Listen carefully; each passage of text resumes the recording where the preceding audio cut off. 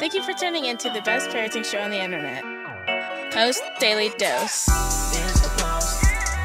It's the Post. It's the Post. The Post Daily Dose. It's the Post. It's the Post. It's the Post. The Post Daily Dose. It's the Post. It's the Post. Hey there, Post+Institute. This is Kristi, Saul, the co-founder, coming at you live with another episode of Post Daily Dose, the best little parenting show on the internet. I hope you guys are having a fabulous day today. I'll tell you what, today was wear your favorite sweatshirt day at work. Me and my coworkers, who usually happen to be my two dogs, along with my daughter, felt like today was wear your favorite sweatshirt to work day. And I needed that because sometimes you just need those little extra comforts so that even when days are difficult or long or there's just a lot to it today, then at least you don't have to feel uncomfortable in the clothes that you're wearing. So it's favorite sweatshirt Tuesday. Hey, Joni, it's good to see you. And thanks for letting me come back.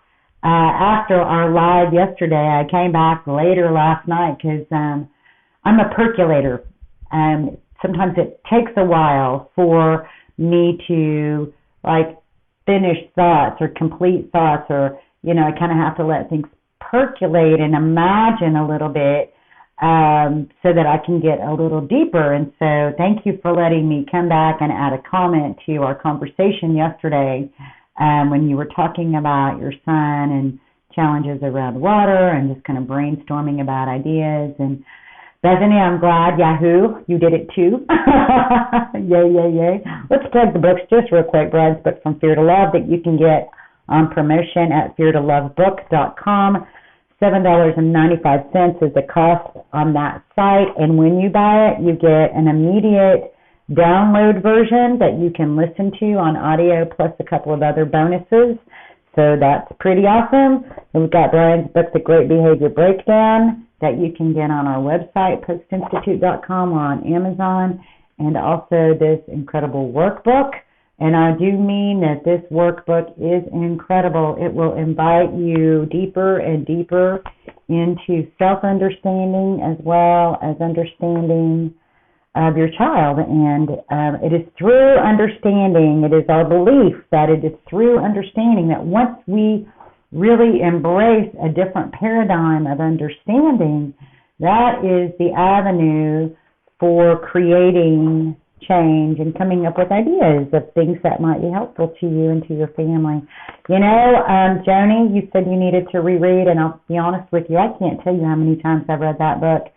And even when, I've read it probably, 15, 20 times. And sometimes I don't even read it all the way through. I'll just pick up and read a chapter here or there and kind of, the paradigm that we teach isn't the dominant story. The dominant story that's taught in the world and that most of us grew up in is a story of punishment, that when behavior is challenging or when someone is behaving in a way that doesn't fit the environment that they're in, that we punish it and we push them away.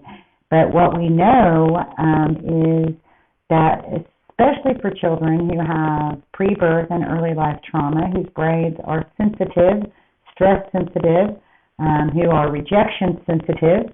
I don't sound clear. Well, let's just the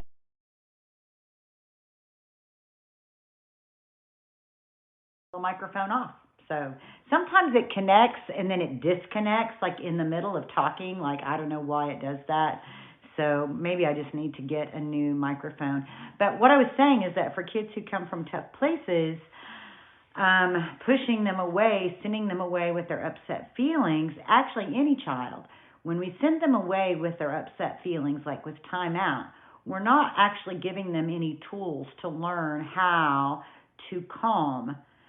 What we are teaching them is to suppress. What we're teaching them is that if you can't act right, you have to go be by yourself, as opposed to come sit next to me and let me help you learn how to calm yourself down. Let me teach you. Let me help teach your brain that it's safe. Let me help inject some oxytocin into your brain so your amygdala won't be so flipped. But when we just punish, or we send them away to deal with the upset feelings alone, they're not getting those pieces of teaching. And I'll tell you, as being a child who grew up in the era of being sent to my room with my upset feelings, I'll tell you what happened to me when I was in there. And those were the first memories I have of having suicidal thoughts. I felt defeated. I felt like I didn't belong. I felt persecuted. I felt victimized. I felt I'd lay in there and cry. I'd have my face buried in the pillow, and I'd be thinking I could just smother myself because they would all be better off without me. Don't you just hear them in there having so much fun without me? None of that was coming from a place that was, those were lies. Those were lies, and those lies came from earlier times when I had to be separated from my mother and all kinds of stuff. But you don't know. You don't know what kind of thoughts are being hatched during those times when a very upset child is sent to deal with their upset feelings alone. So today, that is not even the message. I don't know how we got off on that, but there I go, on a tangent. I wanted to talk about this. There was a post made on March 28th. So what was that? Saturday, Sunday. And the post says, survival mode is supposed to be a phase that helps save your life. It's not meant to be how you live.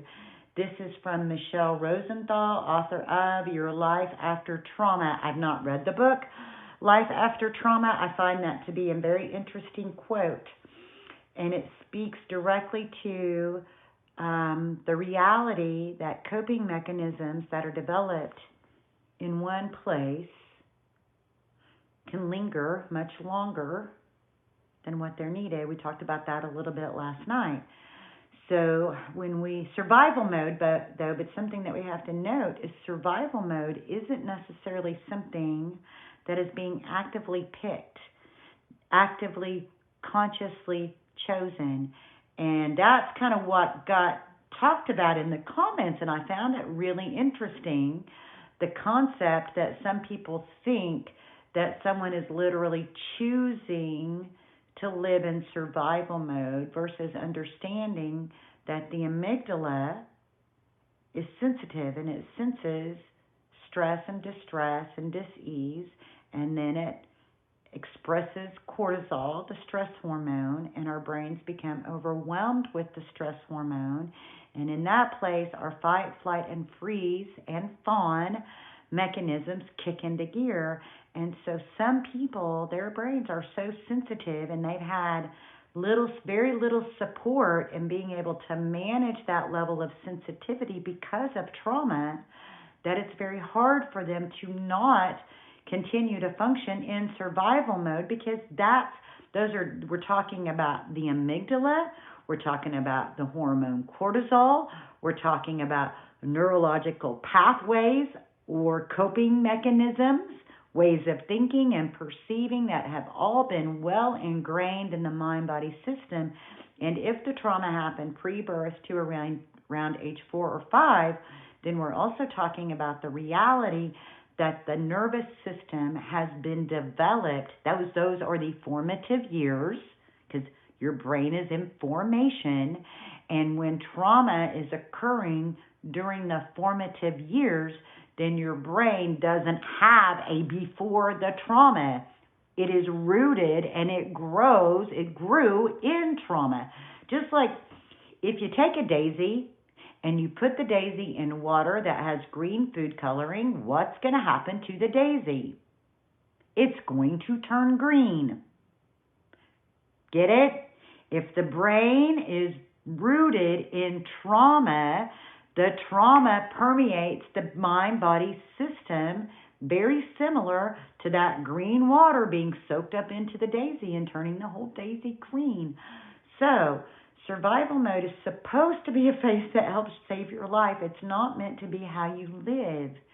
And yet many people do, but it's not because they necessarily choose that. It's because the timing of the trauma and the formation of the brain make it really difficult to step outside of those very entrenched coping mechanisms, and ways of viewing the world.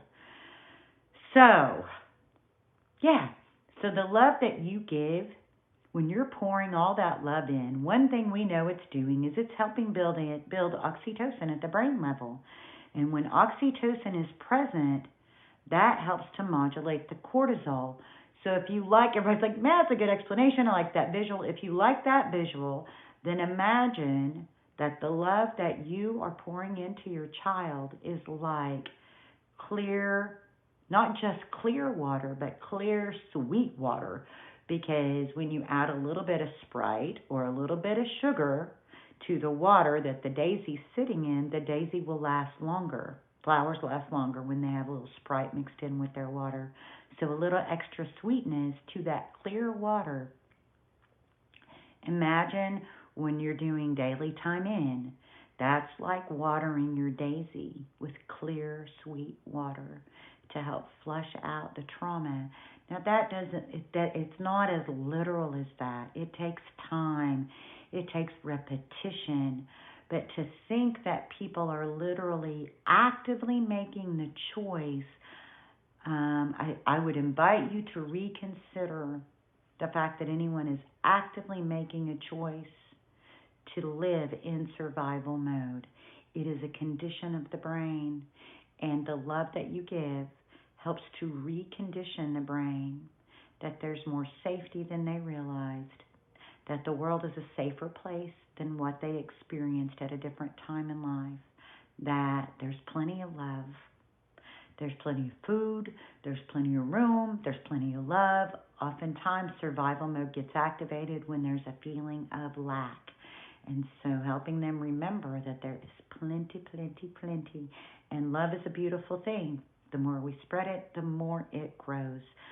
So if you've not already done so today, anything you've been teaching about, stressing about, fussing about, I want you to set it aside.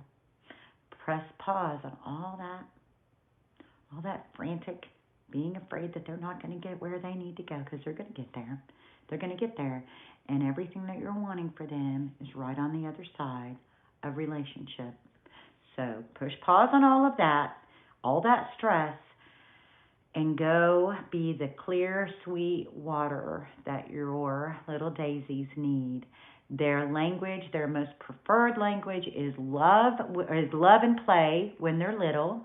When they're a little bigger, it might be creating, it might be cooking, it might be music, it might be reading a book, it might just be being in their space. You don't necessarily, it's not about the words. It's not about necessarily the words that you choose. It's about the position of your heart. So when you push pause on everything you've been stressing about and you go to spend time with your kids, let them feel the love you have for them. Let it just flow out of you. Let it flow from your eyes, from your facial expression, from your energy, whether you're just flopping on the bed watching TV with them for a few minutes, whether you're wrestling and playing, whether you're playing catch, shooting some hoops, watching some TV, whatever it looks like in your family. The love that you're pouring into them is one of the most significant ways to have a positive impact on their development. Flow. That's right, Mr. Harold. Flow. I like that. So I hope you guys have a blessed, blessed evening. Remember what Brian tells us. In any moment, we can act out of our blueprints. The world blueprints of stress and fear and overwhelm. Or we can take 1 to 2 to 3 deep breaths. Maybe 10, maybe 5 minutes, whatever you need to get yourself grounded, and you can choose love. Much love, you guys. Hope you have a blessed evening, and we will see you all tomorrow.